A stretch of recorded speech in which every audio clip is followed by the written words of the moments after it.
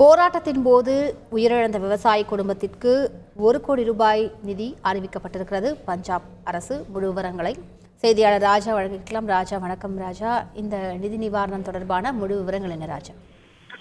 வணக்கம். கடந்த சில நாட்களுக்கு முன்பு பஞ்சாப் ஹரியானா எல்லைக்கு உட்பட்ட அந்த ஷம்பு எல்லையில் மத்திய அரசை கண்டித்து போராட்டத்தில் ஈடுபட்டிருந்த விவசாயி ஒருவர் 24 வயது இளம் விவசாயி சுப்கரன் சிங் ஹரியானா காவல்துறை தாக்குதலில் உயிரிழந்ததாகவும் விவசாயிகள் சங்கம் குற்றம் சாட்டியிருந்தனர். ரப்பர் குண்டு தாக்கியதில் படுகாயம் அடைந்த அவரை சக விவசாயிகள் மருத்துவமனைக்கு கொண்டு சென்றதாகவும், ஆனால் மருத்துவமனைக்கு செல்லும் வழியில் அவர் உயிரிழந்ததாகவும் கூறப்படுகிறது.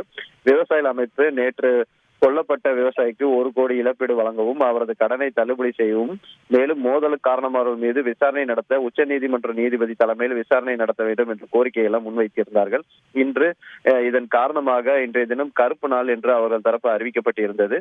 இந்த நிலையில் விவசாயிகள் போராட்டத்தின் போது உயிரிழந்த சுப்கரன் சிங் குடும்பத்திற்கு பஞ்சாப் அரசு 1 கோடி நிதி உதவியும் அவரது தங்கைக்கு அரசு வேலை வழங்கப்படும் என பஞ்சாப் முதல்வர் பகவத் மான் அறிவித்திருக்கிறார்.